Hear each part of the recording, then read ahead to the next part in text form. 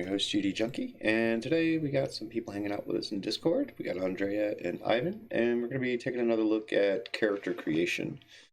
How you guys doing? Say hello. You. Okay. The last time we did our stream, Andrea was working on her character, Daku. Yeah.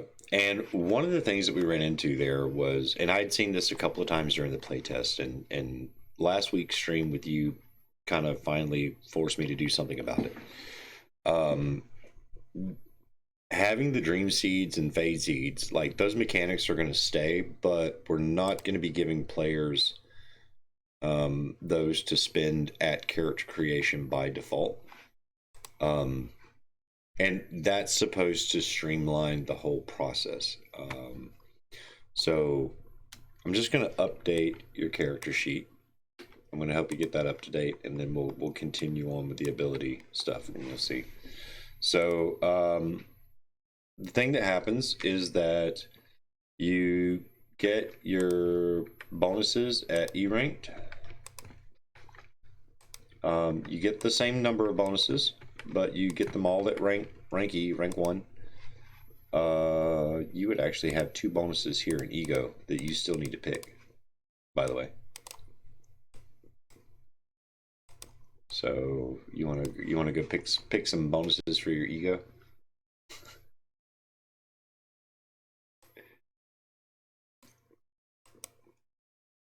Sorry, you were saying? I was talking to Andrea. She's supposed to pick some bonuses for her ego flagstone. Andrea? Hear me. Yeah, you. Talking to you.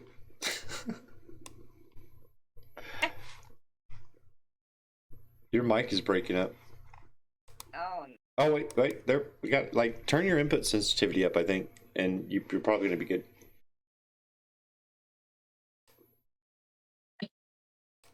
Now you hear me? Yep, sure do. And you may need to be a little bit closer to your mic though. Okay. Okay, better, much better.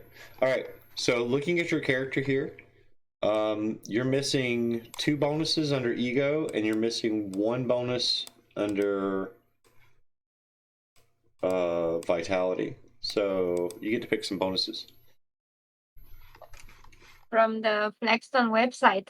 Yeah, from the Blackstone website. So you just come over to here, and you go into general rules, and so you need 1 from vitality. And come over to flagstones. Let me look at vitality. Move this up here.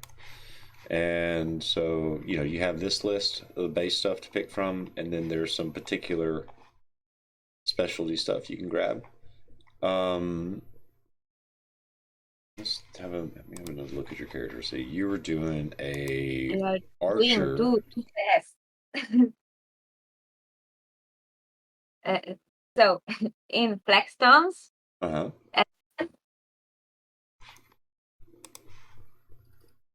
I was just taking a quick look back at your character to see what your character was. Bonus types, right? Mm-hmm. Flagstone. You want to go to flagstones? It's under flagstone, general rules, core rules. Vitality. Vitality. Yeah. I found it. So,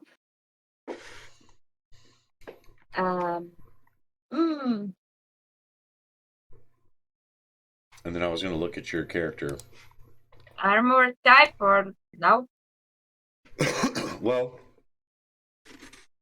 you can look at a couple of things.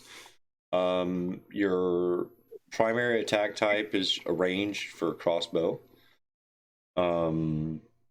You've got those arcanas are going to change. Okay. Because we have to rank those down, but we know that's what you're aiming towards, so that's fine. So you have some stuff there. Maybe you want to look at if you're See, grounded, Any- root, fire. choose chakra. So you could get weapon type potency. I Yeah. don't know if you took that one already. Let's Yeah. see. No, you didn't, right? So you could do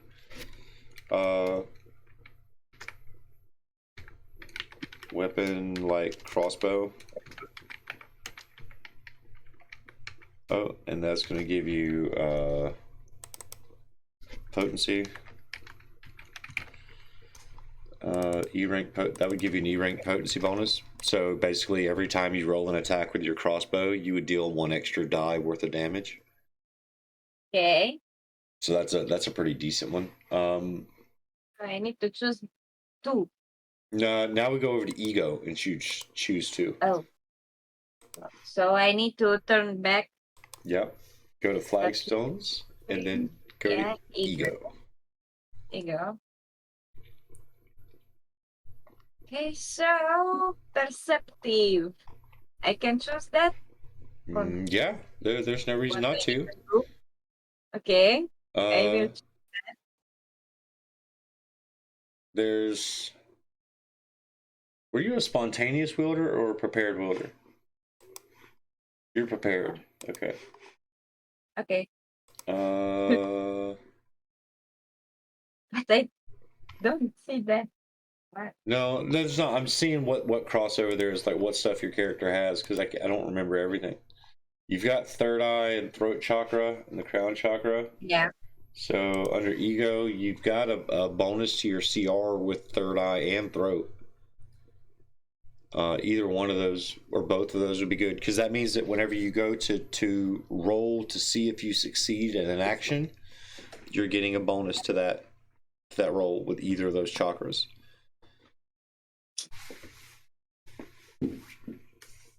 Okay. I'm not telling you what to pick. I'm just telling you what's good. Yeah. But I choose the perceptive, so I need to choose 2. Yeah, you gotta pick 2. Okay.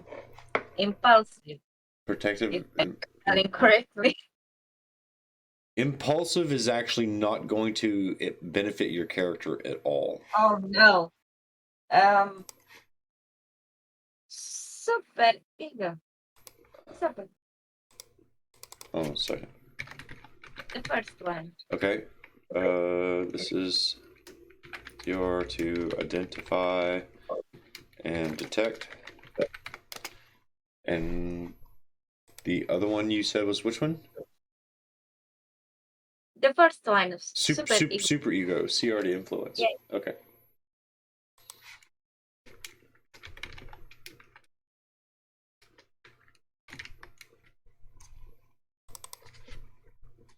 This will be so much easier when we get the website built. I can't wait for it. Me either.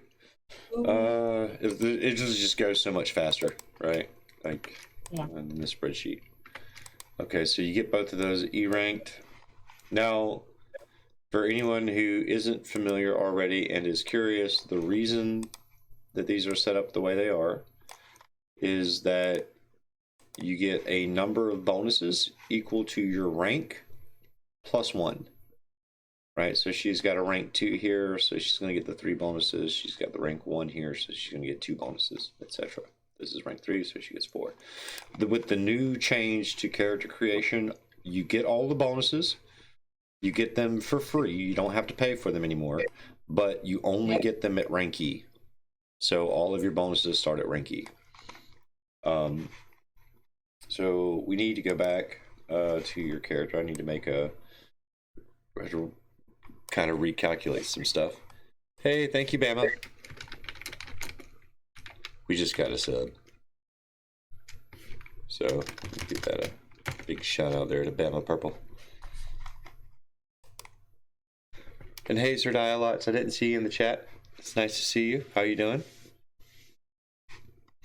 Oh, and Andrea and Ivan, if you guys want to see what's going on in the chat, just crack open the Twitch, and you'll be able to see the chat.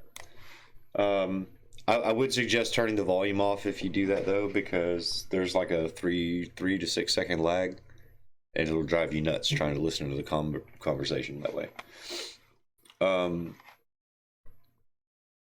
Okay, so these were your base values. We take those for a minute. Scratch that. We're going to scratch that. We're going to redo your hit point pools here. Yeah. Because there was a change to how these are calculated.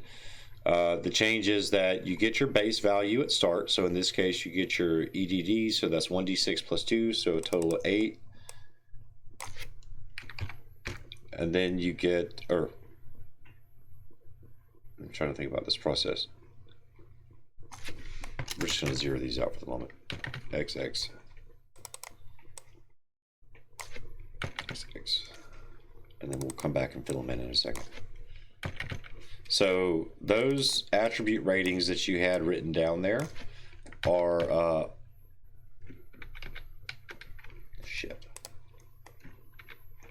are the base for your character with your heritage. So, and then we'll have to check to make sure which of them get modified by your flag zones real quick. In this case, breathing potency. And that's the only one. Your health rating efficiency. Breathing potency and health rating efficiency. So breath potency goes up to that C. That goes up to C. And then so let me reset all these to 1. We'll recalculate them in a minute.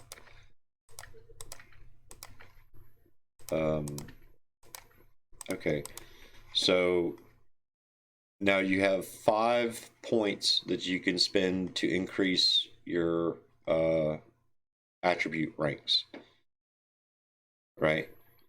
Right. So where would you want to spend those 5 points? Each point allows you to increase 1 letter, 1 rank.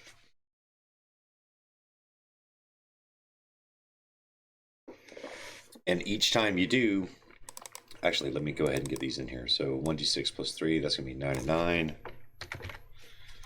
Let me get your base values in, and then you get 2d4 plus 1, so that's going to be 10 as your base.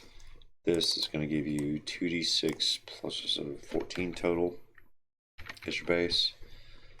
1d6, that's 8 as your base. And then this is 3d6 plus 1, so total 3d6 plus 3, so 18, 21. That gives you your base. So these are your starting values. Every time you add a point to one of these, you're going to get to roll the rating, right? So for each time you distribute a point, you roll the rating, add it to the pool. So I need to roll on Discord? Yeah, you can roll in Discord. That's fine. Or I can roll it for you if you're okay with me doing that. Okay, because the last time I make some error. Yeah, it's okay. Let me get over to the chat. Hey, there we go. We can roll it right there. So where do you want to add? Which one do you want to add a point to?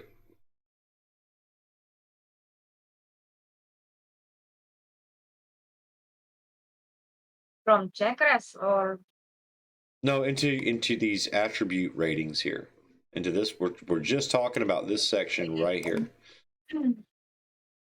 in fade, if I can. Yeah, okay. So you want to make this what? Which one do you want to increase? The E, the D, or the D? EDD. Which one are you wanting to increase? You got to raise. You get to choose one letter, and you're going to increase it 1 rank. E. Okay, so this is going to be a D. All right, so we're going to do DDD. So that is 2d6 plus 2. So we're going to do slash roll 2d6, and because we're doubling, it's going to be plus 4 total. I hate the fact that this dice thing doesn't use our notation, but oh well. So you add 13, that gives you 21.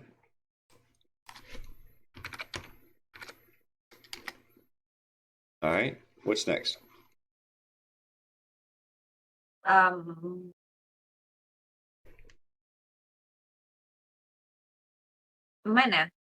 Mana. Which one do you want to increase? D First or second one? first. First one. Okay, so that's going to go to C. Oh, whoops. C, D, E. So that's going to roll 3d6 plus 3.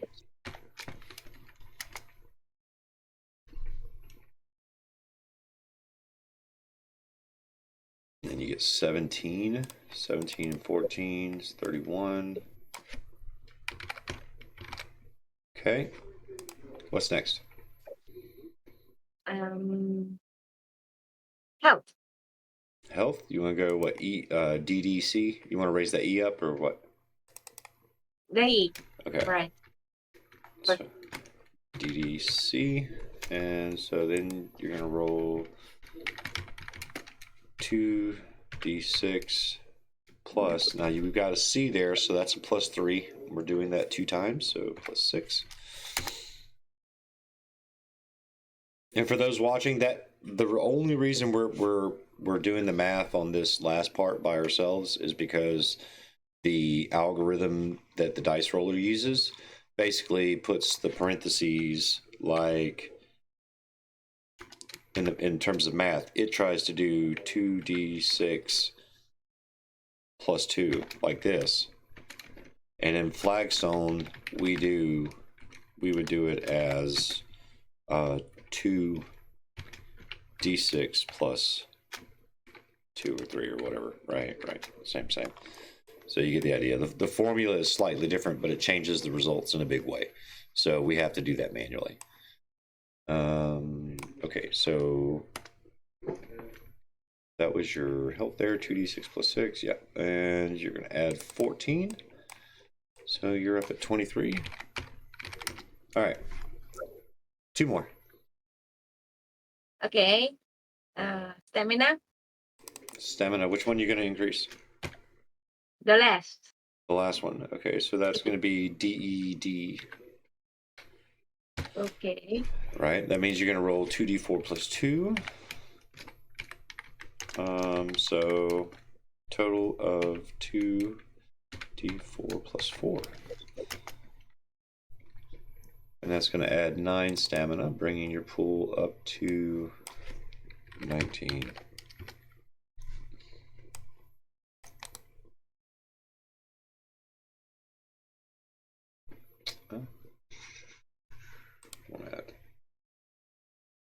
Let's do it as plain text. Okay. All right. One more. The bread. The is bread. the last. Okay. Right? And yep. You don't have to spend it here. I mean, you could spend it somewhere Oh. else, but up to you. Okay, I will choose the stamina instead because it's only Okay. Which one are you going to increase? The E to D? the You increase that one? the D. Or which letter are you want to raise? D from David. The First or last? first. Okay, so that's going to go to CED. That means you're going to / roll 3d4 plus 6 total. And that's going to add 12. So you're at 31 of 31. Okay. Now that part's done.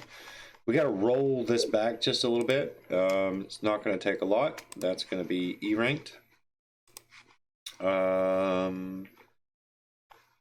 The one thing that's going to change down here is you're going to have to pick one of these to drop for the time being. So which we're going to drop. It's going to drop back to 2 chakras with 2 subdomains, right? So you're going to lose a big chunk of your domains right now, but that'll be just to start your character. That's where the new baseline is. Okay. So originally, I think you had chosen range combat, sight, telepathy, and air arcana, and the other ones we added after. So we could just delete like that, and your character's done. Oh wait, no, we gotta do your armor up here. For that, go to the website, and you go to the general rules, and you go to attributes and pools.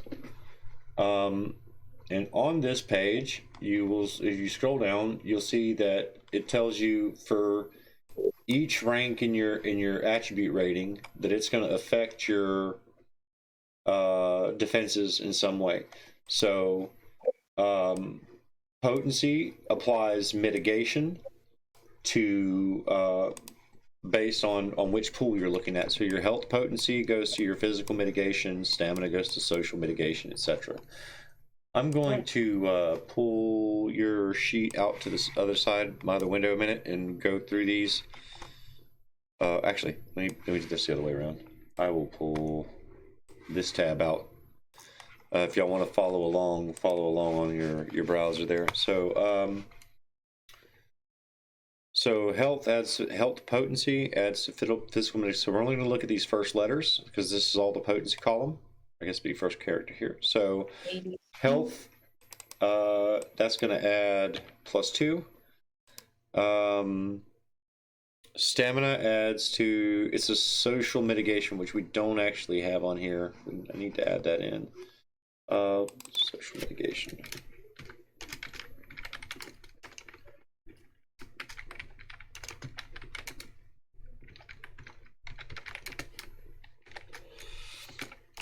Okay, then your fade mitigation is coming from mana, which is E, so that's going to get which is C, so you're going to get +3, so it becomes a 4.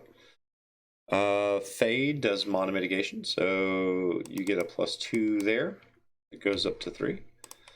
Breath gives you mental. I got this backwards. That goes to +3. Breath gives you mental, and that is a C, so that's going to be 4. Then we move on to the next, which is the range. And I'll put this on screen for a second. So range describes the variation in a character's actions, and it's added to the wielder's avoidance, right? So everything here is going to be added to avoidance. Oh my goodness. What the world did you just do? Having technical errors. Loading, please wait. Oh, good God.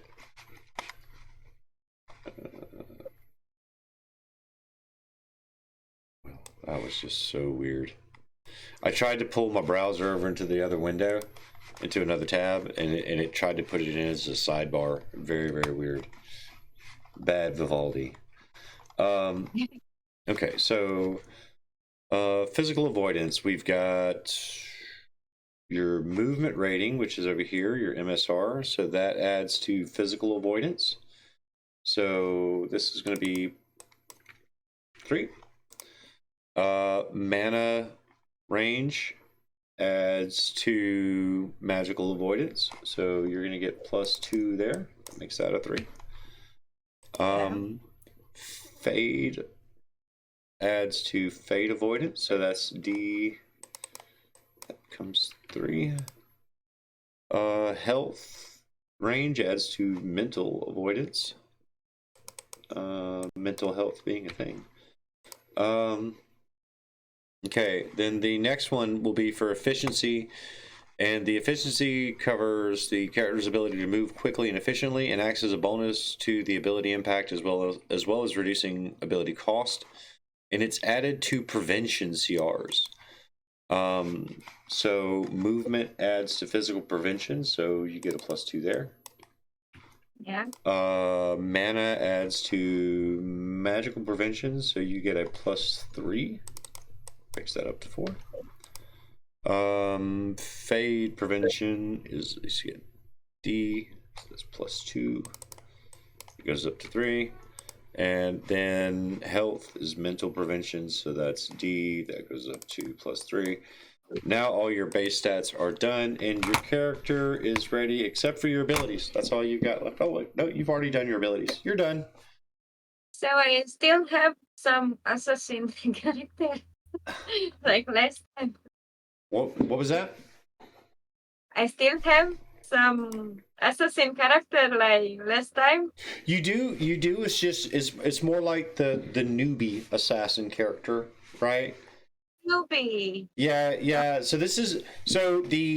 the fade crystals, the way we had them set up, we were giving everybody a C-rated fade crystal, which is quite a lot, right? Yeah.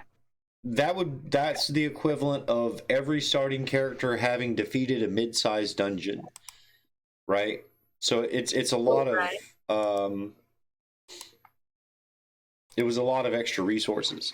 But what we found was that it was clogging up character creation, right? It was making it too difficult, too time consuming, and people were getting lost in the math, and it was like too much at once. So we just dialed it back. And the characters seem to be coming out at a reasonable place for a new character, right? Like you've got a decent number of hit points. You know, all your stats there look pretty good. Your base avoidance and things are not terrible. You need to add one up for your armor. So you will receive some roach combat. What's that? He will receive some roach combat. Roach combat. Yeah. Killing bugs? What? Yeah. Yeah. Well, so yeah, as you start to go through combat and you do all your stuff right, you're going to collect dream seeds and fade seeds, and you're going to use those to power up your character. Right. Okay. So, for now, like your character would be ready to start a campaign at what would be considered level 1. Right. Okay. So it's a newbie. It's really a newbie. Yeah. This is for brand new characters. But what it does do is it speeds up character creation a lot. Right? Because now you're not having to go through and try to figure out how you want to spend a whole bunch of points and then do the math and try to calculate down and strategize over, ooh, I've got this many resources and I want all the things, you know. So how can I have all the things at once? Well, there is a lot of information, so I think my character is a bit. I think your character's going to do quite well. Because you know, it's with the anime theme to the game. If you think about what the typical brand new adventurer is like in an anime, then it's about on par with you could be killed by a slime. Oh. Right? Like goblins can kill you. Oh. Right? And that's good, right? I know it seems like it's terrible because people are used to playing the power fantasy game, right? But one of the things about it is that if the world is dangerous and if there's consequences to the character's actions, then the player starts to care more about how they act, right? Like if the slime can kill you if you're not careful, then how much more careful do you need to be if you know there's big monsters around, because anything can kill you? So that's like kill me. Oh, and you said my character is strong. your character is what? Strong. It is strong for a starting character. That's very strong. I mean, it's Killed by. Your character, the way we created it last week, looking back on it, would probably have been about the equivalent of maybe a level 5 D&D character. Whoa. Right? So they were strong. In fact, they were too strong for the level or for the range, right? Because we don't really have levels. But it was too strong for the idea of a starting character. but the reason we changed it wasn't because of that, right? It was over the last several weeks, and Ivan, you were there for all of it, right? The people coming in and trying to create a new character was really taking a lot of time, right? We couldn't just somebody jump in on the playtest and say, okay, well, let's spend 30 minutes, get everybody a character, and then play. It was, oh shit, someone didn't have a character, so now we have to spend the next 2 hours making one. And that wasn't really feasible because it was just taking too long. So this meant to address that problem.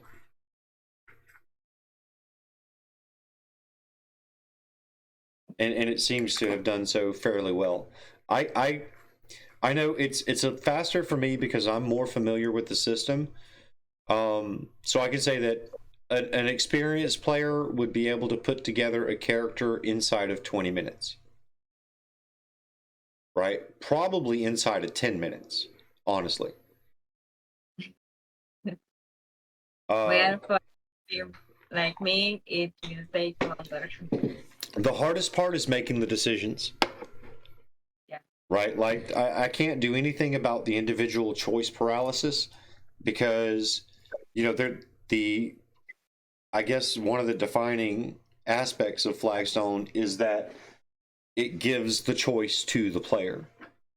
Right? There's no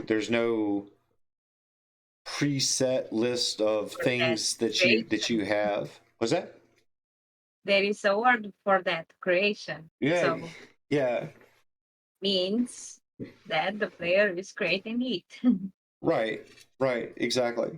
But if you'd come from Dungeons and Dragons or Pathfinder, or any of a number of other games, most games, right, is that they come with a preset class that you have to play.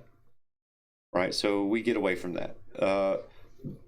The downside is that if you don't want someone to give you the answer, then you have to provide the answer, right? So if the players don't want the game master or the rule book to tell them what they have to be, then they need to step up and say what they want to be, right?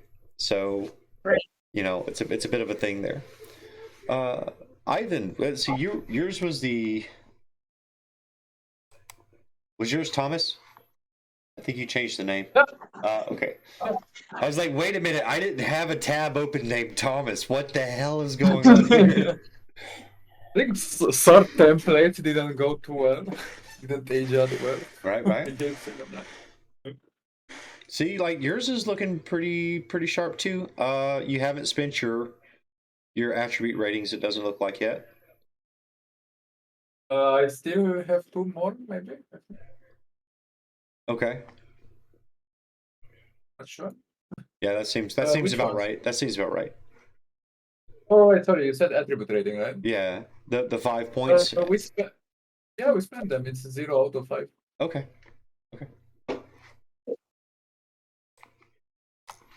So this is not my character sheet. The one that you're looking at right there is his character sheet.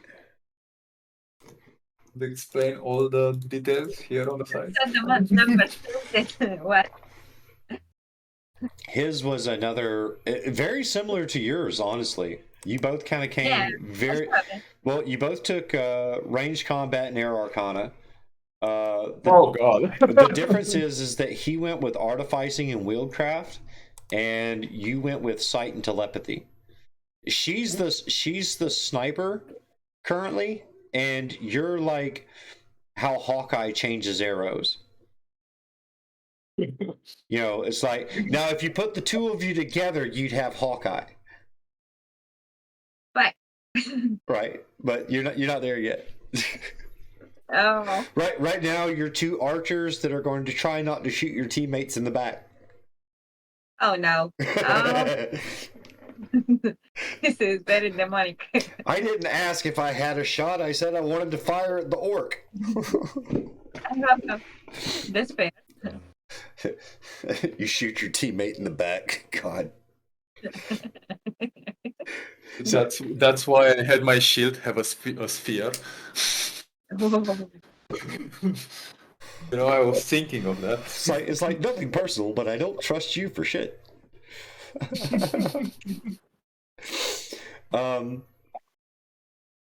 So I think on the social mitigation, there's rules there for influence already.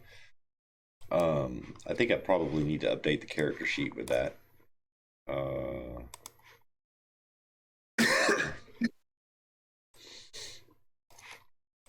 Let's see. I think that's going to be attributes, rules, or conflict resolution.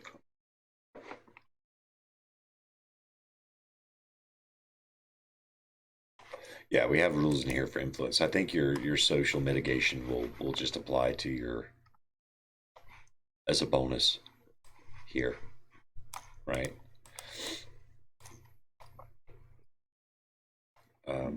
Whenever you're in conflict with somebody, it just adds to your social interaction there. So cool. So hopefully then, so that makes at least 2 people with their level 1 characters created. I'd spoken with Cammy. She was going to have hers ready, and I'll kick Siegfried in the butt and get him ready, and maybe we can get a campaign going. That's what I'm really kind of looking forward to. Campaign? A campaign going, yeah, you heard it. You're going to die the first session, and then we need to make new character. Probably. Well, I had that happen in a D&D campaign, so. Well, I will say, don't get too attached, right? Like, I'm not going to intentionally try to kill you, but especially during the alpha testing, I can't be fudging the dice too much, right? Because I have to actually know what the values are, right? So that may mean that your character just gets obliterated. You know, you walk up and you punch the slime punches you back, and you die. It's my character. Someone at the Adventurer Guilds hangs a little black ribbon up on the wall for a week, and then life goes on. Just another unlucky adventurer. And depression. Yeah, so that'll be fun. And man, that was way faster, way faster than last week's trying to get your stuff ready. Way faster. So I'm glad to see that coming along. Now I'm just waiting on somebody to be brave enough to play the spontaneous wielders. I'm a spontaneous wielder. Are you? Was yours spontaneous? Well, congratulations, sir. You're the first one. Excellent. Excelente. I can't wait to see that happen going on.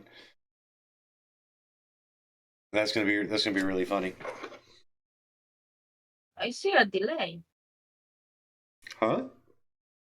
I see a delay. Of course you do. I told you there's like a 3 to 6 second. It's open. There's a 3 to 6 second delay between what you're gonna see and hear from Discord and what you're gonna see and hear from the stream, which is why I was telling you to mute the stream, because otherwise the conversation would just drive you nuts.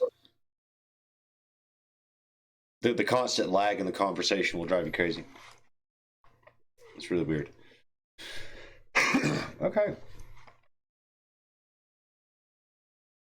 Damn guns. I don't hear 2 times. Oh, okay. It's But the video delay is going to be there too.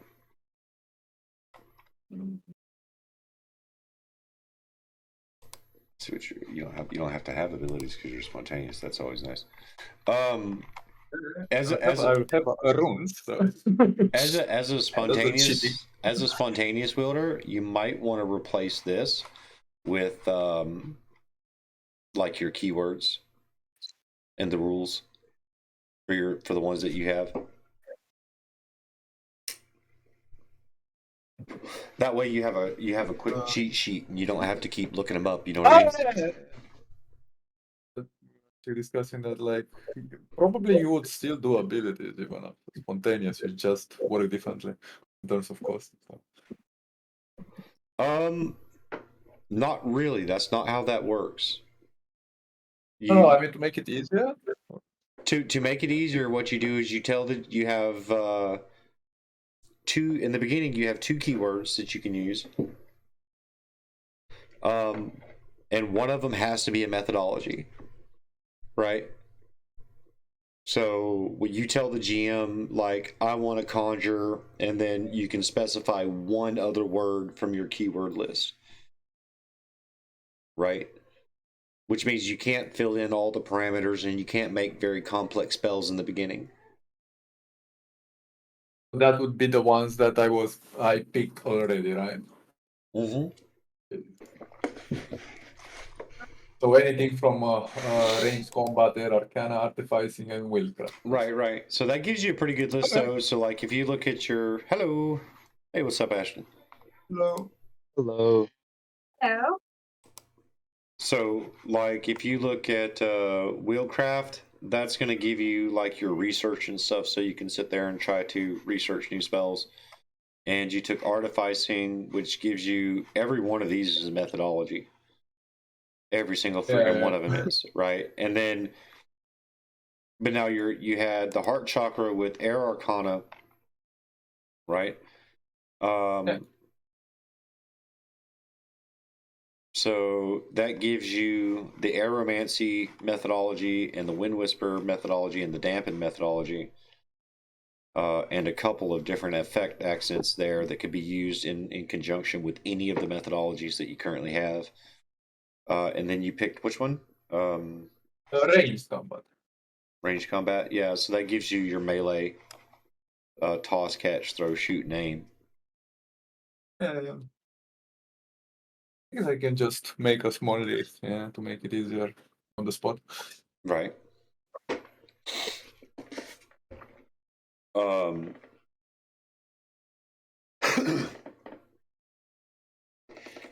mean, really, all you need to know is keyword type, and chakra, really. Or I guess no, you kind of need the subdomain too because of how the bonuses go. I think it's easier just to copy paste them all there because it's just 4 of them. Yeah. So You know, eventually, this is going to be one of those things where we have a box that, you know, whenever the player selects it on the website, it just, you know, attaches the box to the character, because you're getting the whole box of keywords at once, right?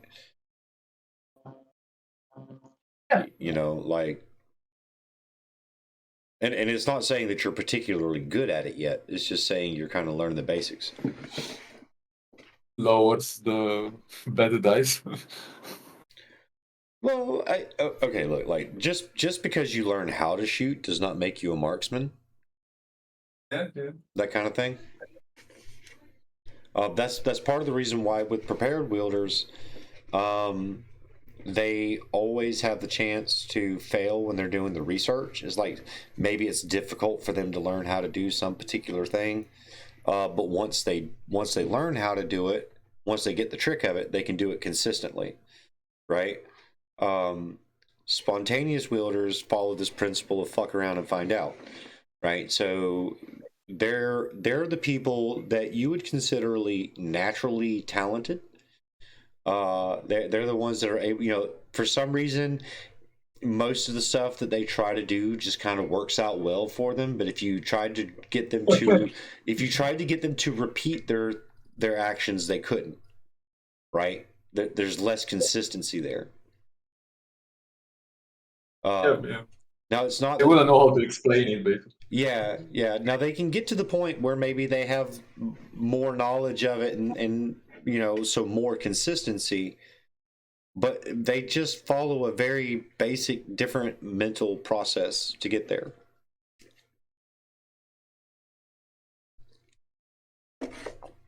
Actually, on Wheelcraft, that there is a lot of crossed out methodology. That's like work in progress, or Let's see. Nope, they got What's moved. going They on got there? moved up to the top. They got moved into the base for crown chakra because they're things that every character needs once they become a member Right, of so the they're Adventurers Guild. passives. Um, This actually should be methodology, not accent. It's not that they're passives.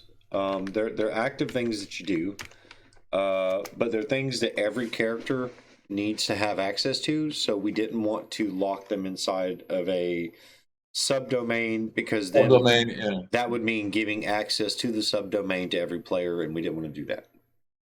Like the player can pick them up, like they can get the subdomain, but we didn't want to have to give them that by default in order for them to have these keywords that they needed, and everyone needs them, so there was no reason to leave them locked. Because attuning is how you become able to use magical items. And then the reap methodology is how you acquire dream seeds or fade seeds from the target.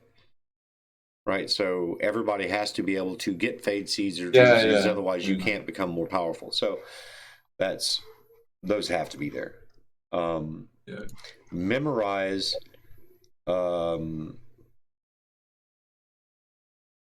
I kind of feel like that's like basic training for people who are casting spells. So all your prepared, any prepared wielder would need that, right? Any prepared wielder would need that.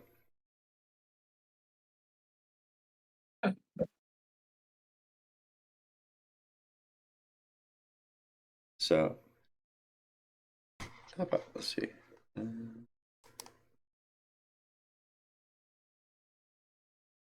Okay, so yeah, that's where that is. So we moved them out into the crown chakra, so that if you unlock the crown chakra, you have them, or if you join the Adventurers Guild, you can have them. Right, so you have like two conditions there that you can use to get that.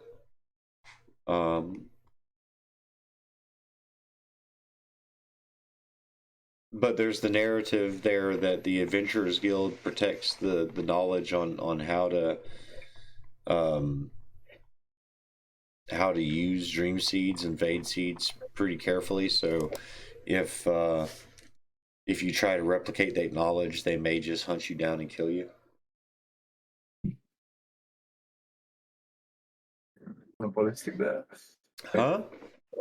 It's a very bit monopolistic, but no, it's to them it's a matter of safety, right? The reason that they didn't disseminate the knowledge was because the political leaders at the time were already clamoring about how to weaponize it, right? They were already talking about making armies and things like that using the information.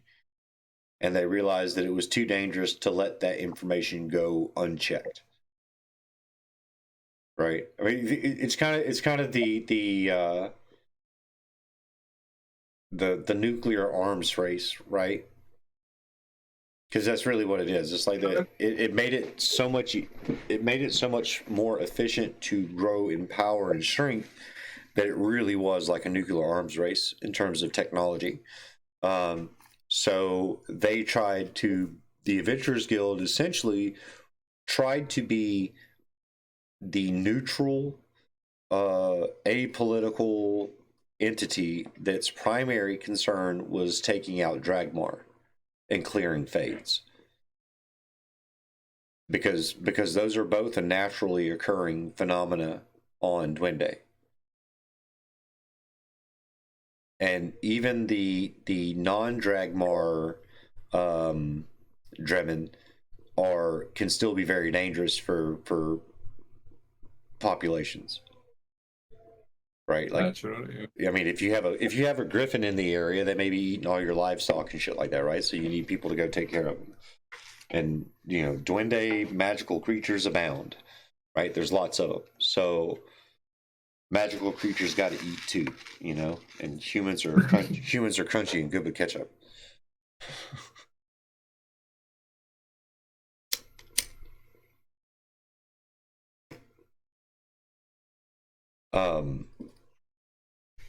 So yeah. Now the other thing is that the scale of the world, the size of the world, um, also makes it so that the Adventurer Guild serves as a kind of de facto communication pipeline. Their neutrality gives them the ability to move information between countries without interference.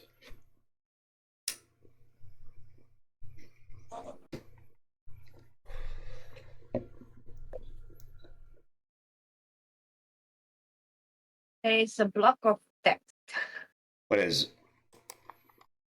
in your stream. Oh yeah, it's a block of text there because we've been looking I around through tried to read it, but your squares Oh, and visible. sorry, it's not that. Like- Oops, wrong button. Let's see. Can I get a better zoom on that? Yeah. I mean, I guess I could go like that. Can you read it now? Yeah. Now it's more more okay. And the other square with your Oh, tiny pic. like that. My tiny pictures. Yeah. Your Well, that's because screen. that's because the stuff down in the down on the screen is the part that we're showing off. Or do you? Oh, do you need some? Yours. Do you need some more FaceTime, Andrea? There we go. She's like, I'm ready for my close up, Mr. DeVille. There we go. We got Andrea on stream, folks. We can't miss that one. Nothing. Yeah. Where are you? Not my face. Oh, let me put that back where it was. That was good fun. What little square? The other square. The little blue one? Tiny blue. Oh, that's just where I'm clicking. Yeah. As I'm clicking around, it doesn't really mean anything. um, I'm just going through making edits as we're talking, right? You know, because You can't see what fish.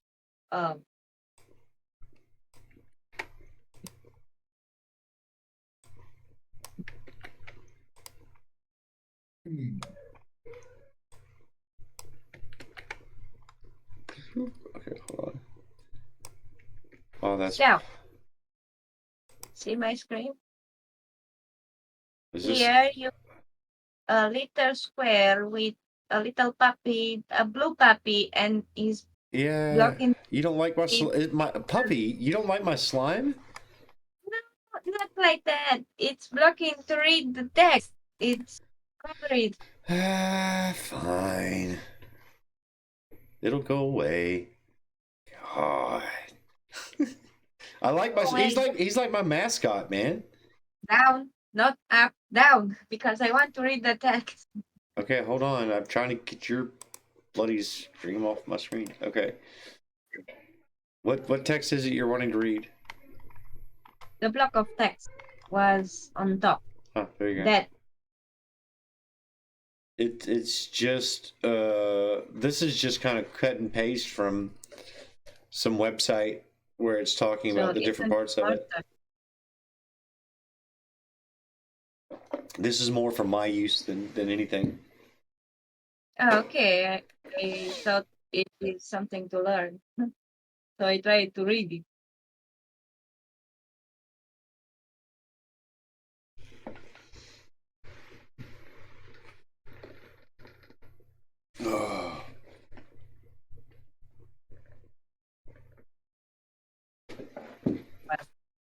Yeah. So now some of this is a lot of that is represented with the time and space arcana. Where I kind of deviated from it intentionally was it makes this statement that there's no sense of knowing, and that just didn't work mechanically. So yeah. Like this whole geometry block here and the wheelcraft and the artificing are definitely all in the realm of knowing, right? But that's okay because it made more sense there than it did anywhere else. So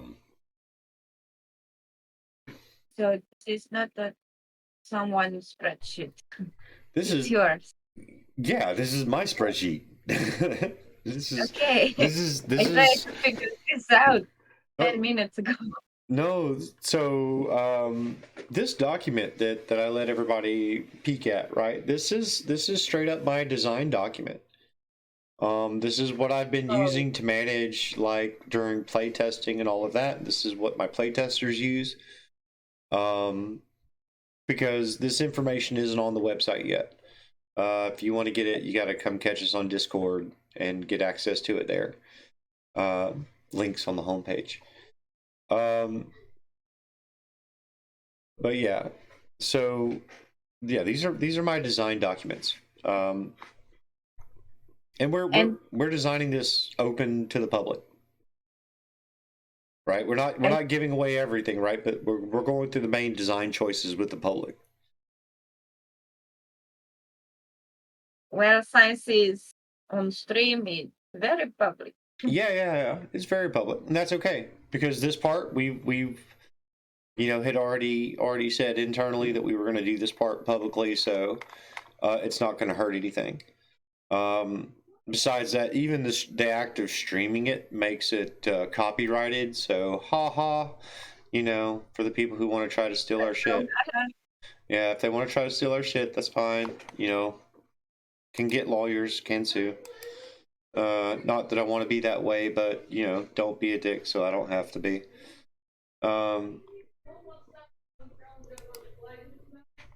Yeah, so yeah, this is our design doc. So as we go through and we're talking and I'm making changes, we're literally changing the design of Flagstone as we go. It's still in a very, very fluid state right now. We haven't hit the alpha state, which is technically where you have a kind of a full playable game, even if it's not 100% complete. We've got a couple of big systems that we're still working on in the background to bring everything together. We've got, in order to hit what I would consider alpha, we have to have the heritage system finished, and the heritage system depends on the creature creator. And so those two systems. Huh? Creature created will be next. Yeah, After creature creator is already in progress. I'm not ready to show that one on stream just yet because the design isn't quite there. But yeah, so the deal there is that we want all of the creatures to even the player characters are going to come out of this creature creator, right? So we want to use the same template for all creatures, and then you add on to that template with your flagstones and with your chakras and all of that, right? So, right. But as a baseline, I've got mechanics in there to cover a lot of things. But there's some more nuanced stuff that we're still trying to fix. Like which bonuses or which things give what bonuses to what. Just trying to figure out how it all works together because these kind of systems, and Ivan, you can correct me on this one if I'm wrong, but these kind of systems, the interactions are not necessarily obvious. Right, yeah. Right. So And the implications. right. So I'll give you an example. Ivan has been pestering me all day about guns, and I don't want guns in the game particularly, right? But I don't want to stop the players who do. So if a player and if a group of players and their GM want to have guns in their campaign, that's up to them. The rules should support it, even if I don't include them as a weapon in the base canon of the world, right? So Ivan's been asking me about guns all day and like how they would happen, and you know, I have this argument that like there wouldn't be a need for guns necessarily because magic would be so common that people would probably turn to magic as a way to overcome these basic issues, right? Um, and it's like, okay, well, maybe they wouldn't be guns like we know them, but what would a gun look like in that environment? And it's like, okay, well, it would probably be some kind of magic device with a bunch of runes engraved on it that anybody Stick that with any bullets. yeah, it could be a stick, but you know, maybe go, well, a stick's not that comfortable, it's kind of hard to aim, so then you put a pistol grip on it, and you might end up with something that looks like a gun, but it is basically working off of runes, and the player is activating it with mana, but the runes are actually doing the work.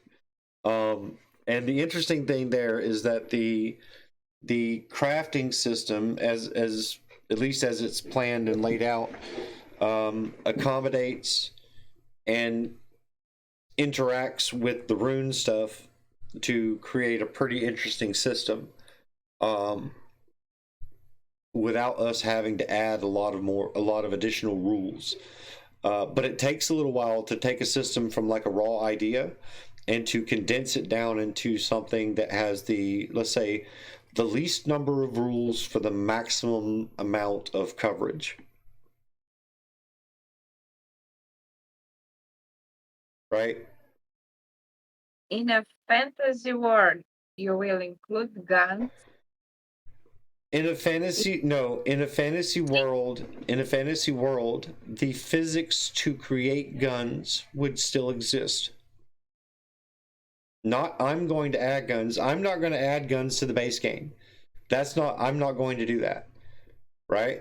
But Fantasy world connection. I said I'm not going to do it. But I can't stop players from doing it, and players do want to do it. And a lot of it comes from wanting to play in a particular era or a particular time period, right? If you want to play a pirate campaign, you damn sure want cannons, because what the hell are pirates if they don't have cannons, right?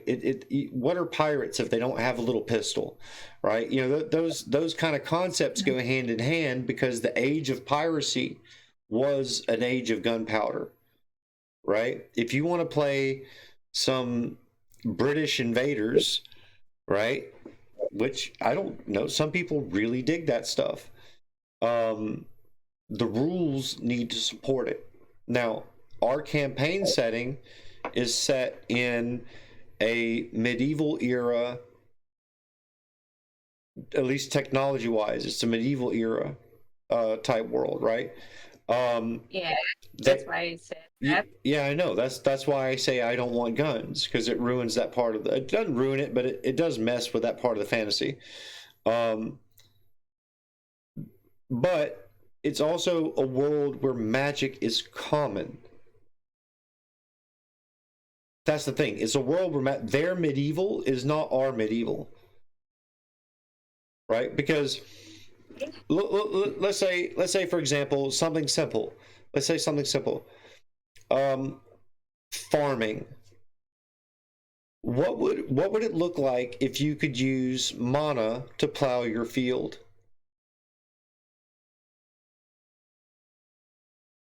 What would it look like if you could use mana to enhance or fertilize your crops, essentially?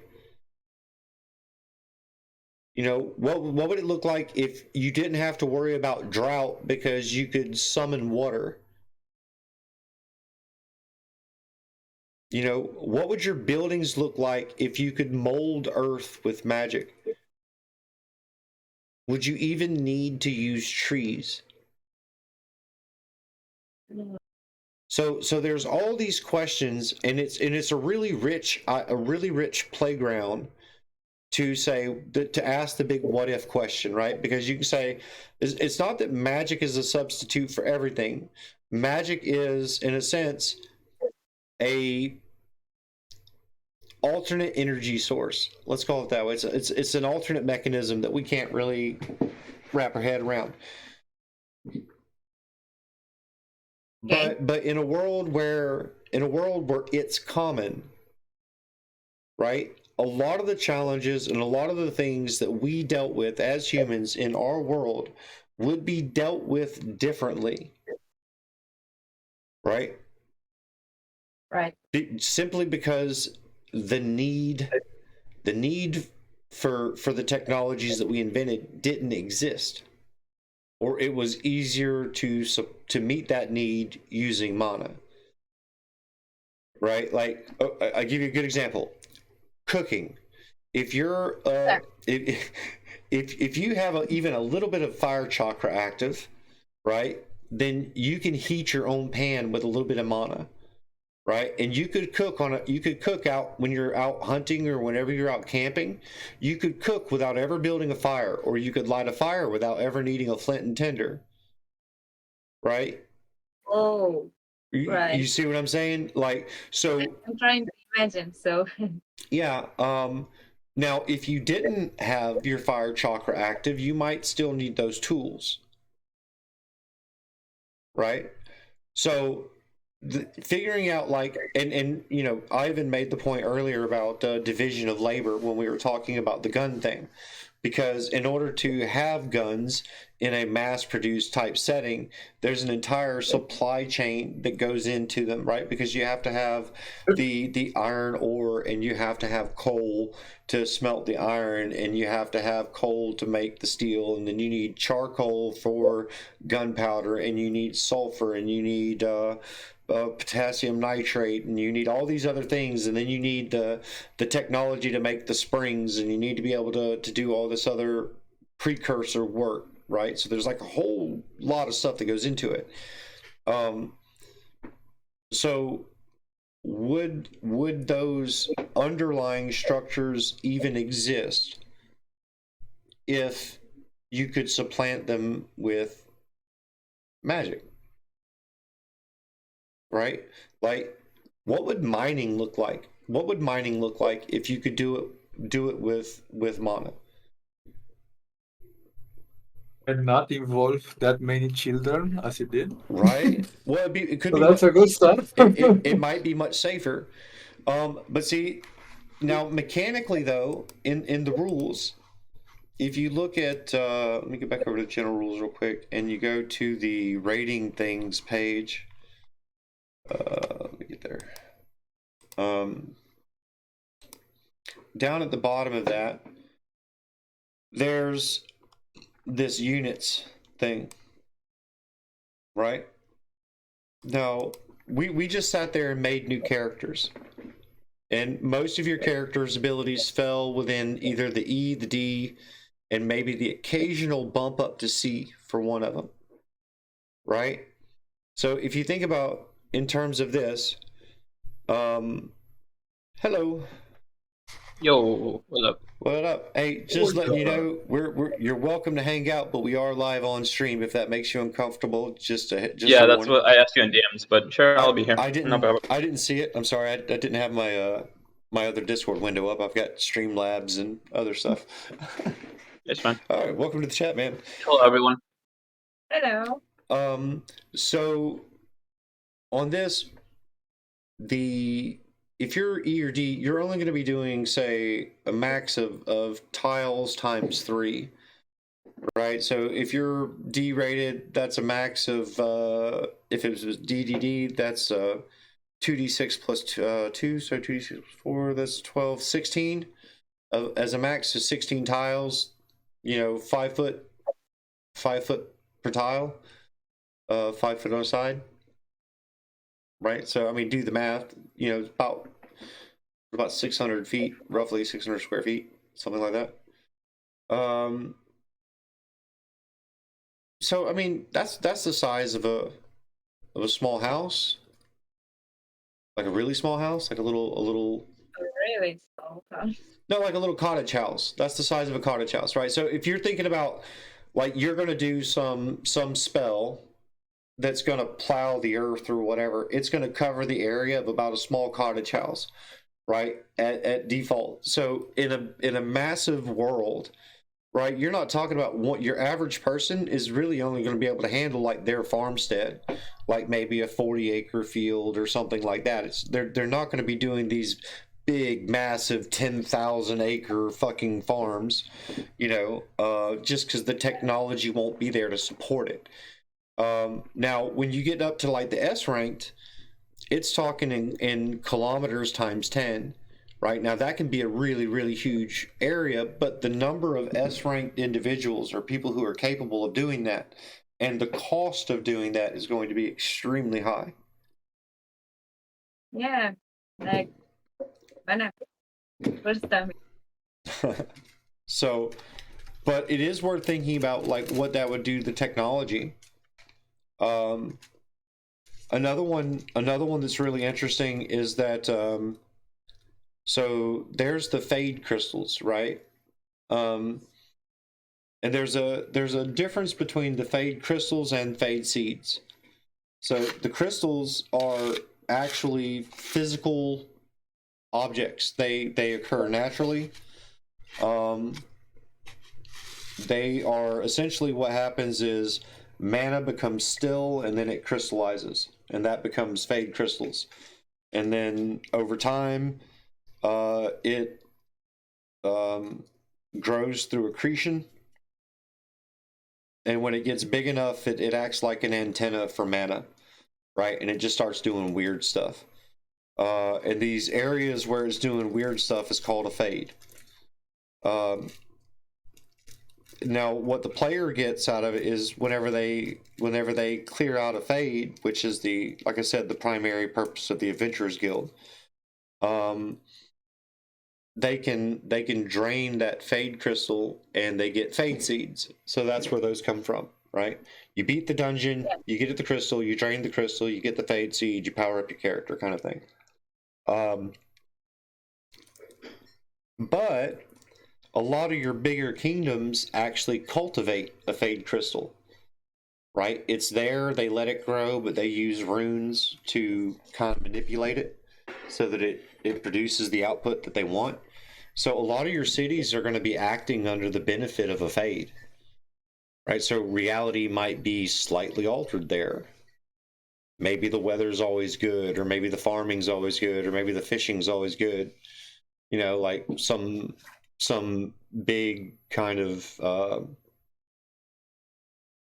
overarching effect, right? Not something really super specific, but some general purpose utility. So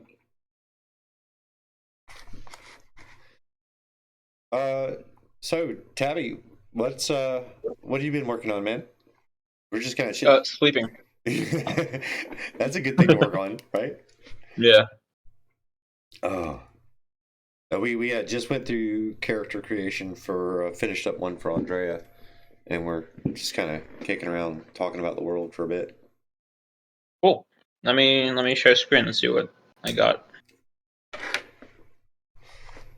I'll show the others also, because why not?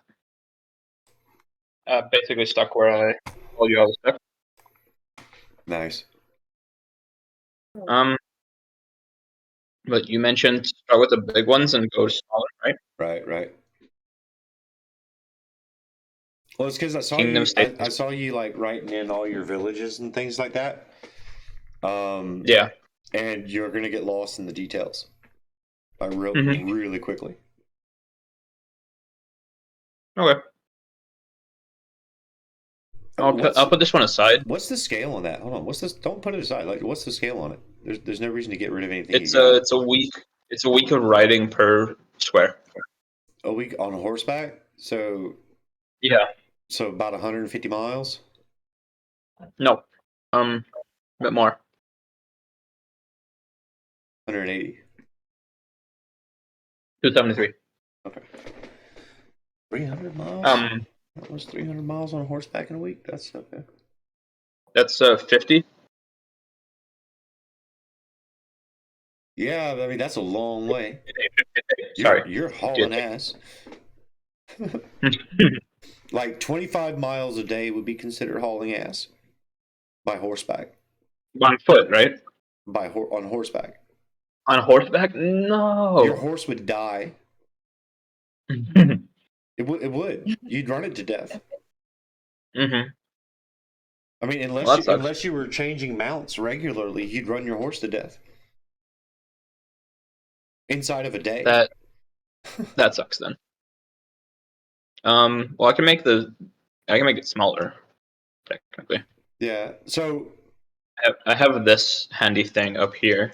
a general rule of thumb used to be that about 12 to 12 and a half miles between villages. Mm-hmm. and or between 12 and 25, right? Like, so somewhere in that, because like 25 miles in a day is a blistering pace, right? 12 miles is doable, but I mean, you got to stay steady at it, right? And it's just like, By foot, 12 miles. yeah, I mean, like, you can go further than that. Don't get me wrong. I mean, you could get out and run or jog or whatever, but if you're talking about a walking pace, that's the better measure, because your merchants and everything else are not going to be running, you know? Mm-hmm. So you find out, like, what's a comfortable pace on horseback or on foot per day, and you're going to wind up, like, depending on the area, somewhere between 12 and 25. It's not a huge distance. Oh, 25 to 40.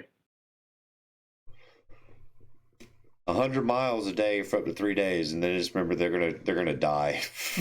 Yeah. Endurance horses, though, too. Yeah, and that's on horseback. So 12 to 25 on foot, 25 to 40 on horseback. That's pretty reasonable, It's important to take the time to get your horse in shape. right? It's time for a So montage. let's say 35. Let's say 35. So 35 times 7 is 245. Yeah. So each box could be 245, or let's say they get a day off. Danny, Yeah, what's up? Or I could go 40 times 6 instead of 35 times 7. Yes, Andrea. That's 240. why are you not using Griffon? Griffon. Or what? Oh, is the word. Oh, Griffins? Yeah. Well, he's talking about his map, not mine. Oh. Okay. Also, she, they, by the way. Sorry. Sheep, sorry. Yeah, it's fine. Not doing any voice modulation or anything.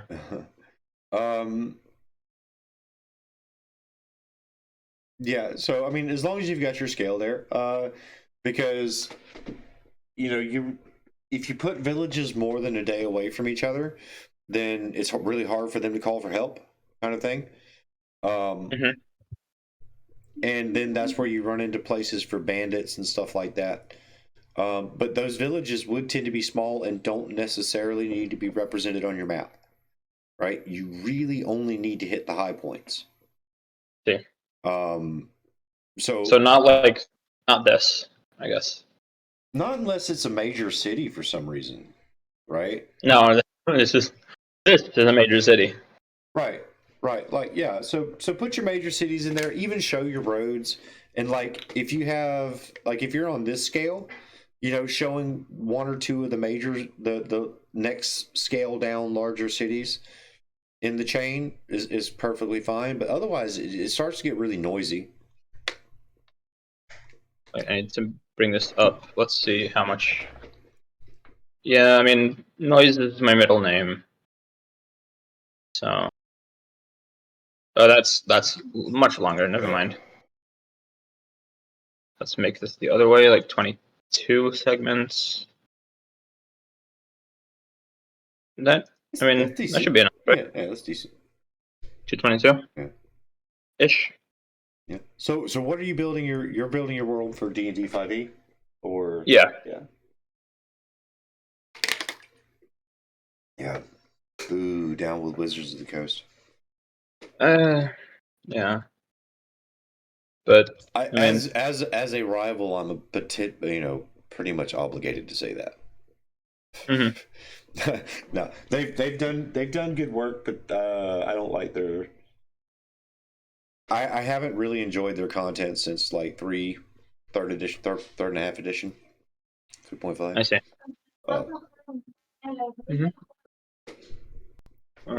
Okay, so I'm going back to Flagstone. How much was it? 22.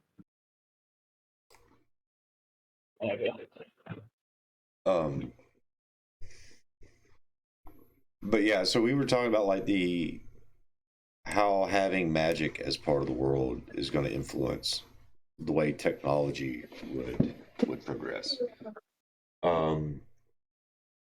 And I feel like, personally, I feel like this is something that's underrepresented most of the time in books that have any kind of magic system. Like they don't even 36 miles. Sorry. Either they present it as magic is only used by a very, very few people and thus it can't be used for much of anything, or I don't know. There's never, if it goes the other way, if it goes where magic is common or relatively common, you still don't, for some reason, you don't see a lot of magical usage. I think one of the interesting ones was Avatar, because you saw a lot more of it there with the elemental bending, and it didn't. And it did Show or the TTRPG? the show. Show. Did they make a TTRPG for that? Yep, they're working on it at the very least. Oh, huh, cool. Well, good luck to them. It's a The good. last time I did. It's a good. They have good source material. You know what I mean? Like they had really good source material for that. But in Duende, there's a couple of things going on that are really weird. One of them is that the world is caught between reality and the dream, right? So things are kind of just popping into existence sometimes, which can create interesting problems. And that's part of why the Adventurers Guild is there. They're there to handle those kind of weirdnesses. But the world is really, really big, so some of this stuff goes on and nobody's around to see it, right? And so then, pretty soon you might have a thriving herd of T-Rex sized cats or something, or spiders or something rolling around the forest, and now you got big problems and you have to call in the Adventurers Guild.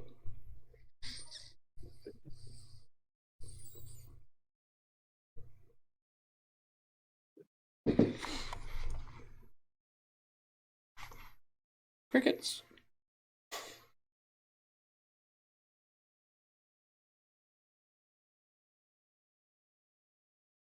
What is that? I don't want to. There we go. Andrea got all quiet on me. Yeah, I just switched the live, but I saw blue.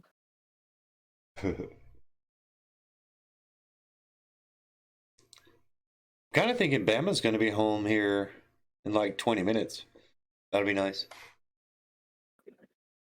It will be home in 20 minutes. Oh, it'll be noon here. Yeah, we're in Central. We're in Central Standard, so. Well, will be 8 p.m. for me soon too. Right. So, Ivan, why don't give us the outline again for the rune system, because I think people listening would actually be very interested in hearing that, what we got in mind there. I was actually working on that. was like, well, phased out. Yeah. The rune system is basically designed to work very similar to the magic system we have. So it's not something new altogether and scary. I think the main point of it would be that most of the time the runes would act like enhancers to the abilities that a wielder would have, or in a way allow us to create even magical items that can even use one ability on their own. So that's nice to have. And yeah, basically it just gives more tools for the game and the story and the gameplay as well. So it's going to follow the same kind of procedural processes that the ability crafting system does, but it's going to focus on slightly different aspects of it. The general concept there is that we're going to have you'll be able to set up a trigger out of a collection of possible triggers, and then you can have some sequence of effects that happen, and the glyph will be part of the making the imbue mechanics permanent. So you'll have the ability to, say, research a spell, and then create a glyph for that spell and put it on your weapon or on your armor, so that whenever you activate a trigger, you can trigger that spell. And there's a bit more to it than that, but yeah, we're looking forward to that. It's gonna be fun. I'm just waiting. There's a part of me that's actually really nervous about releasing a game that's got this much flexibility, because players are players, and players are going to do the thing that players do. Yeah. Like Min-maxing the shit out of anything that is there. Look, min-maxing is the least of my concerns. Like I think like breaking. No, I mean, like, I think that whenever we get to the point where we're doing live play or the official play, that unfortunately we're going to have to be moderating what people are putting out for content. Right. Yeah. Just to keep it family friendly. Or at least put those sectioned off, because man, I really, really do not think there's anything good about having some mother call me about their 13-year-old reading something on our website and raising all sorts of hell, or trying to sue, or like, oh my god, no. Like, just keep stuff sectioned off there a little bit. Or you can just say there is an external branch of the company there in Eastern Europe. Good luck suing there. We are outsourcing this material. It's not our proprietary. No, no. I mean, just even as a brand, though, right? Like, even as a brand, like it's not. Players need to realize that. I think that it's not so much that the developers care what you do with your game and your content at your table, right? Y'all go do you, have fun, right? But there's a difference between that and what we put out as canon publicly, because we have to be respectful of the fact that not everybody wants to have a lot of particular content rubbed in their face, like whether it's hypersexualized content or whatever.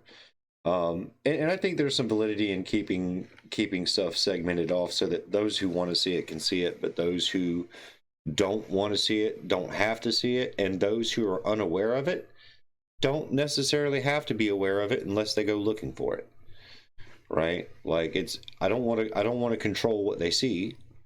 I just want to make sure that we be respectful as we can, in regards to all of that. Just from a brand standpoint, like it doesn't make sense to, from a business standpoint, and especially as a game, right? Like, understand whenever I say this is that if you are a game, you have ERB ratings, right? And in Europe, it may not be ERB, but it'll be something along the same lines, where uh, if your content contains X amount of this, that, or the other, then your rating goes up, and you get to a certain point, and then a minor can no longer buy your product, right? And then, but even before that, you'll get to a point where parents will not buy that product for the kids, right? And a lot of your tabletop, the people who have time to play tabletop RPGs and the interest tend to be teenagers, right? Somewhere between 15 up to, I mean, there's a lot of older players because we grew up with them, but the interest seems to start somewhere around 15 predominantly. So you don't want to piss off parents too bad. You can handle a little controversy, but you don't necessarily want to be just constantly in their face with everything. We are intending to handle mature topics, but I'd like for the conversation around them to stay somewhat mature. But then again, like I said, the audience that's going to be talking or predominantly generating content is not typically what people would consider mature. That's why we call them teenagers, right? So, I'm sure there'll be no shortage of your mom jokes and things like that have to get moderated out or whatever if it gets that bad. Especially as litigious as our society is. Look, you laugh, but you can actually get arrested in the UK. You can be arrested for it. Like it's a serious thing for companies now, man. Like it's a really serious thing for companies, and people are so easily offended. And the way the laws are written in some of these places is if you offend them, then they can sue you for harm, right? And so you can get sued back into the damn Stone Age. Just That's why I was not joking about the saying you outsource it to the East. You know how big torrent sites work because everybody would be against them, but they're in Russia, so good luck suing them. Right. Yeah, this cancel culture thing has become a nightmare. Like if you're any kind of publisher, right? And it's probably the one thing that I'm nervous about whenever it comes to Recriva Studios opening up its doors potentially as at least in part as publishing for part of its business model, is because then you open up the door for lawsuits for damn near anything. And so now if you're acting as and here's the weird part, right? If you're acting as a platform, right, you have to moderate some stuff by law, right? Or at least put in a barrier, right? No, I mean like a barrier. Like if your content is hitting certain topics and stuff, then you have to have a wall that says you must be 13 years or older to access this, or you must be 18 years or older to access this. And basically like the disclaimers. That's what I meant. Yeah. Well, and it depends because depending on content, like we're not trying to get this far, but like depending on content, it doesn't just require the disclaimer; it requires some kind of verification. Like they have to give you a credit card number or a credit card or something so that you can verify. Is that a thing in that is a thing? Because I just heard it's in China and it was very frowned upon. Well, they've changed to different types of verification. Normally, what people are doing now is they're verifying through your Google or through your Facebook somewhere else where you verified some other way. Like, so Google will verify by your phone number, right? And if you try to do Google Pay, they'll take your card number, and you have to have all the information in order to get that verified. But then when you go to the next website and you log in using Google, the next website doesn't get all the information. Google just tells you that you're verified for this, that, or the other, right? So it doesn't have to pass everything. So that's something that's probably coming more. And I wouldn't be surprised if we tap into like the Google login as well at some point, just to synchronize stuff. Or I don't know. We'll have to figure that out when we get there.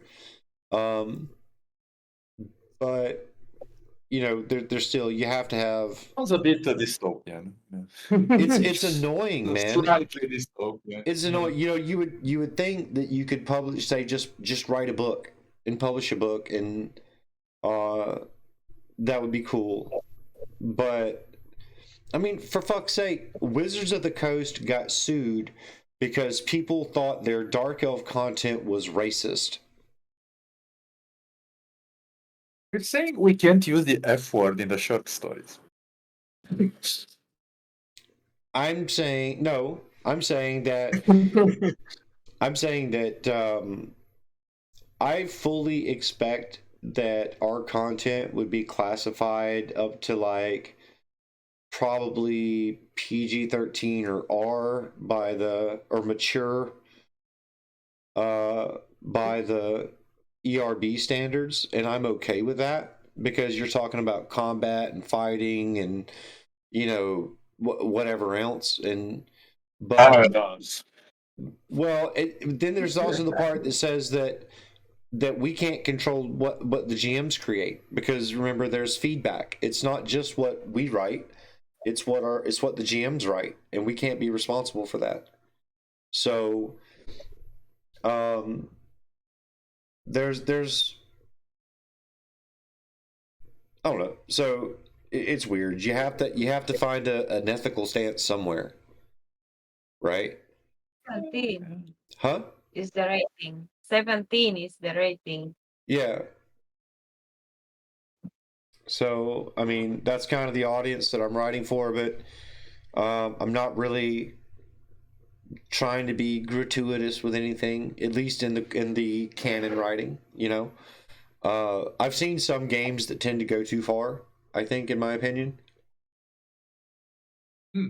That's a topic to discuss, I guess, when we reach that point of the short stories actually coming out.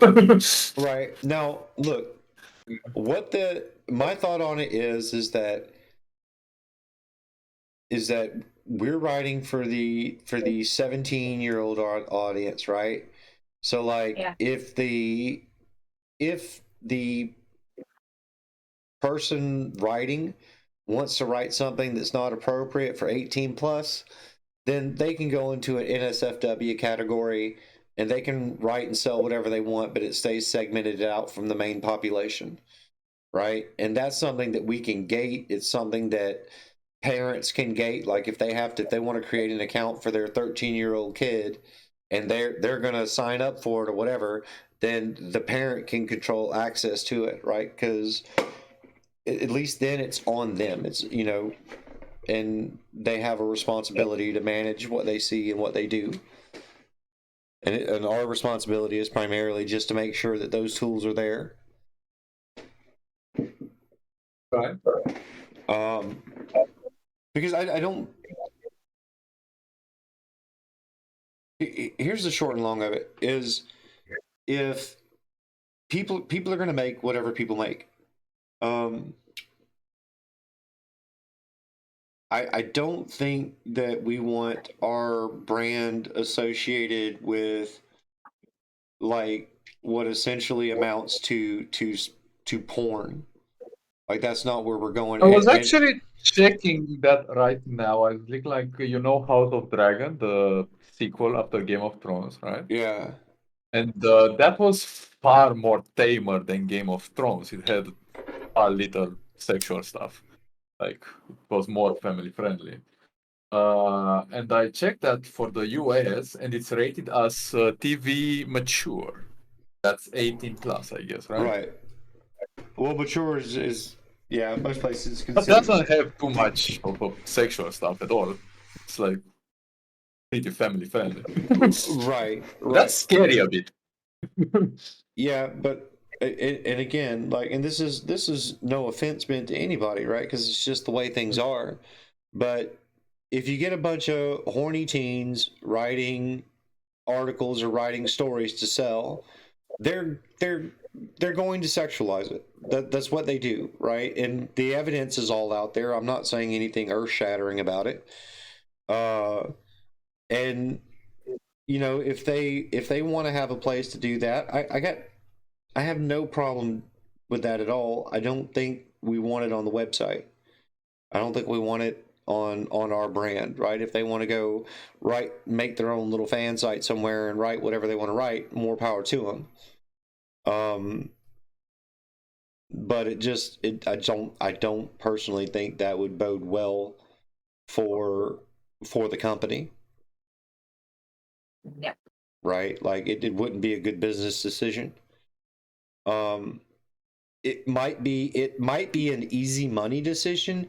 It might be a fast money decision, but it would not be a sustainable decision in the long term. Indeed. It's a scary topic. Well, like people don't think about it. Like most people take it for granted, or they don't think about it at all, right? More than likely, other than to say, why can't I do the thing that I want to do? Right. That's normally where most people leave it. And the short answer is, well, because it's not all about you, pussycat. Like there's other people that are involved too, and other people may have a different opinion on what should be allowed than you do. And we have to try to offer the best and broadest accommodation that we can to the largest demographic that we can, because we're a business first and foremost, right? Even though we love what we're doing and we love the world and all that, at the end of the day, we would like to be able to make a living doing this. And in order to do that, we have to make money, right? And if we want to make money, then we can't be alienating parents and all of that. So I don't know what you sending me. Yeah, the ESRB content. Yeah. Yeah. Still interesting. Because like it's funny. the way I see it, like it sounds a bit simple, but I see where exactly are the lines. That's the thing. Like I'm looking right now, it looks scary. I'm looking for the US specifically, like Baldur's Gate, right, which does have indeed sexual content, but it's nothing around that. It's rated as mature as well. So I think that most of the fantasy stuff now would be rated as that. Because it's not just the sexual content, it's the graphic violence, it's Yeah. all sorts of things, right? Profanity, drug use, Yeah, exactly. topics that make people uncomfortable. Like if you were to talk about racism, or you talk about slavery, or you talk about any of that stuff, right? Like all of that bumps your rating up. And as a business, yeah, it's a very serious thing. It's a very serious thing for us, because once you get over certain ratings, then you get limited viewership. It's really, I mean, again, if things like Baldur's Gate and Game of Thrones and stuff, oh no, not Game of Thrones, like House of Dragon, are rated as mature, that's basically huge. Just consider the fact that if you're on Steam and they want to show you a mature game, they have to ask you to verify your age first. But there is a workaround They around won't that. even, but they won't even show you the ad. Oh, right. So think about what that means if you're a developer or a publisher, and you're wanting to put your game out into the market. if they won't even show your ad to anyone who can't pass the age verification, then anybody who's under the age of 18 is effectively off limits, right, as a customer. Okay. Right, which includes the largest demographic of players who have the time and the interest to playing the game, especially for new adopters. Right. And you know, this is a side of game design that a lot of players don't want to think about because it is a business. Right, and it's not that we're trying to be scummy about what we do, right? Quite the opposite. We want to be very ethical about what we do. But that may mean making decisions that piss off a certain selection of the population, right? You know, it's like for the players who are out there looking for their ERP, then they may have to just deal with their homebrew or do it on a private channel or, you know, up their own private table or whatever, right? Because it won't be part of the public content. Yo, what's up? Can we continue next Sunday? Oh yeah, sure. We were just here chatting. Okay, guys. Actually, I'm running the stream, so you can drop out if you want. We're just sitting here talking, but if everybody wants to bounce out, we can just go back to Discord. I'm down with whatever. Yeah, actually, yeah, we'll cut it. We'll end the stream here, and I'll catch you guys in Discord. Thanks for listening, everybody. It's been great. And we will catch you guys next weekend. Later.